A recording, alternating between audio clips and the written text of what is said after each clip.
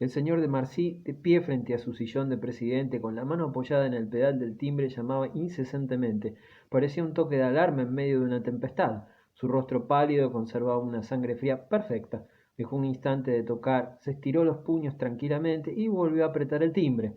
Su sonrisa escéptica, que ya era en él un tic habitual, le fruncía las comisuras de los labios delgados. Cuando las voces comenzaron a cansarse, se limitó a decir: Señores, permítanme, permítanme.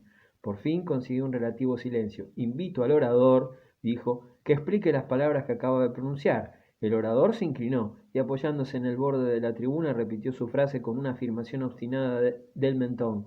Dije que el 2 de diciembre era un crimen. No pudo continuar. La tormenta volvió a comenzar. Con las mejillas encendidas lo trató de asesino. Otro le lanzó una palabra tan soez que los taquígrafos sonrieron y se guardaron de escribirla. Las exclamaciones se cruzaban y se ahogaban unas a otras. Sin embargo, se oía la voz aflautada del señor Larroquet, que repetía: Está insultando al emperador, está insultando a Francia. El señor de Marcy tuvo un gesto digno. Se sentó y dijo: Llamo al orden al orador. Esta frase fue seguida de una prolongada agitación. Ya no era el cuerpo legislativo adormilado que había votado 5 años atrás un crédito de 400.000 francos para el bautizo del príncipe imperial. A la izquierda, en un escaño, 4 diputados aplaudían la frase lanzada en la tribuna por su colega. Eran 5 ahora los que atacaban al imperio. Lo agitaban con una sacudida continua, lo rechazaban, le negaban su voto, con obstinada protesta cuyo efecto debía poco a poco sublevar al país. Aquellos diputados se mantenían de pie, formando un grupo ínfimo, perdido en medio de una mayoría aplastante, y respondían a las amenazas, a los puños tendidos, a la presión alborotada de la cámara sin un desfallecimiento, inmóviles y fervientes en su desquite.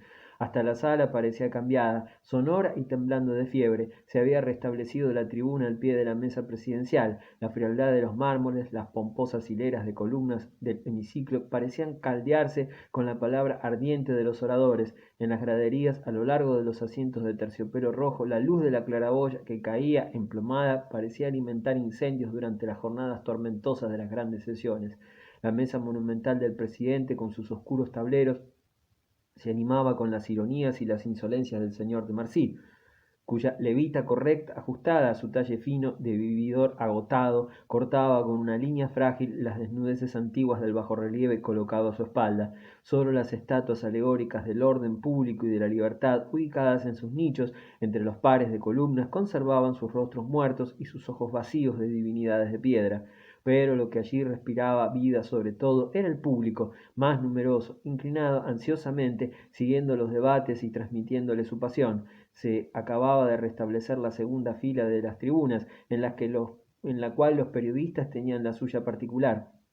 En lo más alto, al borde de la cornisa, recargada de adornos dorados, se veían cabezas que se asomaban como una avanzada de la multitud que, a veces, hacía alzar los ojos inquietos de los diputados, como si de repente creyeran oír el paso enardecido del populacho en un día de revuelta. Entretanto, el orador en la tribuna seguía esperando para continuar. Con la voz cubierta por el murmullo que continuaba todavía, dijo: Señores, voy a resumir. Pero se interrumpió para continuar en voz más alta, dominando el ruido. Si la cámara se niega a escucharme, protestaré y descenderé de esta tribuna. Que hable, que hable. Y una voz gruesa como enronquecida rugió: Que hable, ya sabremos contestarle. De pronto reinó el silencio. En las gradas, en las tribunas se alargaban los cuellos para ver a Rubón, que acababa de lanzar aquella frase. Estaba sentado en la primera banca, con los codos apoyados en la tablilla de mármol. Su ancha espalda encorvada conservaba una inmovilidad apenas rota, de vez en cuando, por un leve balanceo de los hombros. No se alcanzaba a distinguir su rostro hundido entre sus anchas manos. Escuchaba. Su primera intervención era esperada con viva curiosidad, pues desde su nombramiento de ministro sin cartera no había tomado todavía la palabra. Tenía conciencia sin duda de todas aquellas miradas fijas en él. Volvió la cabeza y dirigió una mirada en torno a la sala. Frente a él, en la tribuna de los ministros, Clorinda, con un vestido violeta, de codos en el antepecho del terciopelo rojo, lo miraba detenidamente, con su audacia tranquila. Se miraron 2 segundos, fijamente, sin sonreírse, como extraños. Después Rubón volvió a su postura de antes y escuchó nuevamente con el rostro hundido en sus manos abiertas. Señores, voy a resumir, dijo el orador. El decreto del 24 de noviembre concede libertades puramente ilusorias. Nos encontramos aún muy lejos de los principios del 89, inscriptos tan pomposamente a la cabeza de la Constitución imperial. Si el gobierno continúa armado con leyes excepcionales, si sigue imponiendo sus candidatos al país, si no libera la prensa del régimen de la arbitrariedad, en fin, si continúa teniendo a Francia a su merced, todas las concesiones aparentes que puede hacer son engañosas. El presidente lo interrumpió. No puedo permitir que el orador emplee semejante término. Muy bien, gritó alguien desde la derecha. El orador repitió su frase, suavizándola. Trataba ahora de ser muy moderado, redondeando bellos periodos que brotaban con grave cadencia y una pureza de lenguaje perfectas. Pero el señor de Marcy se encarnizaba y objetaba cada una de sus expresiones. Entonces se elevó a altas consideraciones con una fraseología vaga, llena de palabras altisonantes, en las que su pensamiento se ocultaba tan bien que el presidente tuvo que ceder. Después, de repente, volvió al punto de partida. Resumo, mis amigos y yo no votaremos el primer párrafo de la respuesta al mensaje del trono. Prescindiremos de ustedes, dijo una voz. Una ruidosa hilaridad recorrió las bancas. No votaremos el primer párrafo de la respuesta, recomenzó serenamente el orador. Si no se adopta nuestra enmienda, no podríamos asociarnos a agradecimientos exagerados cuando el pensamiento del jefe de Estado se nos presenta lleno de restricciones. La libertad es una, no se la puede cortar en pedazos y distribuirla en raciones como si fuera una limosna. Al llegar aquí partieron exclamaciones desde todos los rincones de la sala. Vuestra libertad no es más que licencia. No hablen de limosna, ustedes que mendigan una popularidad manzana. Ustedes lo que cortan son cabezas. Nuestra enmienda, prosiguió el orador, como si no oyera, reclama la abrogación de la Ley de Seguridad General, la libertad de prensa, la pureza de las elecciones. Estallaron nuevamente las risas. Un diputado exclamó, lo bastante alto para que lo oyeran sus vecinos. Anda, anda, hombre, nunca conseguirás nada de eso. Otro agregaba comentarios graciosos a cada frase pronunciada en la tribuna, pero la mayoría, para divertirse, marcaba el compás de los periodos con golpes precipitados de los cortapapeles, descargados solapadamente bajo sus pupitres, lo que producía como un redoble de tambores que ahogaba la voz del orador. Sin embargo, éste luchó hasta el final, se irguió y lanzó vigorosamente estas últimas palabras dominando el tumulto. Sí, somos revolucionarios. Si entendéis con esto hombres de progreso decididos a conquistar la libertad, negadle la libertad al pueblo y un día el pueblo os la arrebatará. Descendió de la tribuna en medio de un nuevo tumulto. Los diputados ya no reían como un tropel de colegiales escapados de la clase. Se habían levantado y, volviéndose hacia la izquierda, lanzaron una vez más el grito de ¡al orden, al orden! El orador retomó su banca y permaneció de pie rodeado de sus amigos. Hubo empujones. La mayoría pareció querer arrojarse sobre aquellos 5 hombres cuyos rostros pálidos los desafiaban, pero el señor de Marcy, indignado, hacía sonar el timbre acompasadamente, mirando las tribunas donde las señoras retrocedían temerosas. Señores, dijo, es un escándalo. Y habiendo conseguido imponer silencio, continuó con tono altanero, con su autoridad mordaz. No quiero hacer un segundo llamado al orden. Diré solamente que es verdaderamente escandaloso que se venga a esta tribuna con amenazas que la deshonran. Una triple salva de aplausos acogió estas palabras del presidente. Se oían gritos de ¡bravo! Y los cortapapeles golpeaban de firme esta vez a manera de aprobación. El orador de la izquierda quiso responder, pero sus amigos se lo impidieron. El tumulto iba calmándose y se perdió en el rumor de las conversaciones particulares. Tiene la palabra su excelencia, el señor Rugón, corrió un escalofrío, un suspiro de curiosidad satisfecha que dio paso a una tensión religiosa. Rugón, arqueando los hombros, subió pesadamente a la tribuna. No miró al principio la sala, colocó delante de él un paquete de notas, apartó el vaso de agua azucarada y paseó sus manos como para tomar posesión de la estrecha caja de caoba. Finalmente, apoyando la espalda contra el escritorio presidencial, alzó el rostro. No envejecía. Su frente cuadrada, su gran nariz bien formada, sus largas mejillas sin arrugas, conservaban una palidez sonrosada, una tez fresca de notario de provincia. Solo sus cabellos entrecanos, que crecían tan vigorosamente, comenzaban a clarear en las sienes, descubriendo sus anchas orejas. Con los ojos entrecerrados, lanzó una mirada de recinto, esperando todavía. Por un instante pareció buscar y encontró el rostro atento e inclinado de Clorinda y comenzó con la lengua pesada y pastosa. También nosotros somos revolucionarios, si con esto se entienden hombres de progreso decididos a devolver al país una por una todas las prudentes libertades.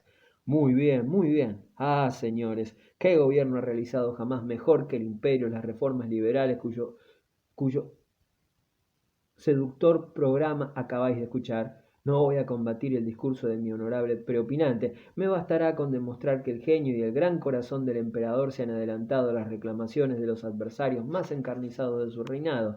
Sí, señores, el soberano ha devuelto a la nación espontáneamente ese poder con que ésta lo había investido en un día de peligro público. Magnífico espectáculo, tan raro en la historia. Oh, comprendemos la decepción de ciertos hombres del desorden. Se ven reducidos a atacar las intenciones, a discutir la cantidad de libertad devuelta. Vosotros habéis comprendido el gran acto del 24 de noviembre. Vosotros habéis querido en el primer párrafo de la respuesta testimoniar al emperador vuestro profundo agradecimiento por su magnanimidad y su confianza en la prudencia del cuerpo legislativo. La adopción de la enmienda que se ha sometido a vuestra aprobación sería una injuria gratuita y hasta una mala acción. Consultad vuestras conciencias, señores. Preguntaos si os sentís libres. Hoy la libertad es completa, total. Yo lo garantizo.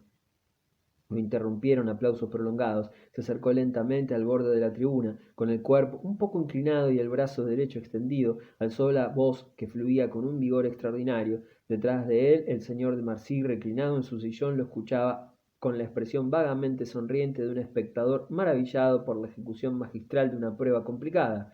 En el recinto, en medio de las aclamaciones estruendosas, los diputados se inclinaban y cuchicheaban, sorprendidos, apretando los labios. Clorinda había abandonado sus brazos sobre el terciopelo rojo del antepecho, muy seria. Burgón continuó: Hoy la hora que todos esperábamos con impaciencia ha sonado. Ya no hay ningún peligro en hacer de Francia próspera una Francia libre. Las pasiones anárquicas han muerto. La energía del soberano y la voluntad solemne del país han sepultado para siempre las épocas abominables de perversión pública. La libertad ha sido posible el día en que se venció a esa facción que se obstinaba en desconocer las bases fundamentales del gobierno. Esta es la razón por la cual el emperador ha creído que debía retirar su poderosa mano, rechazando las prerrogativas excesivas del poder como una carga inútil, estimando que su reinado es tan indiscutible que se puede dejar que se lo discuta, y no ha retrocedido ante el pensamiento de comprometer el porvenir. Irá hasta el fin en su tarea de la liberación, devolverá las libertades una por una en las fechas que se lo señale su sabiduría. En adelante tendremos la misión de defender en esta asamblea un programa de progreso continuo.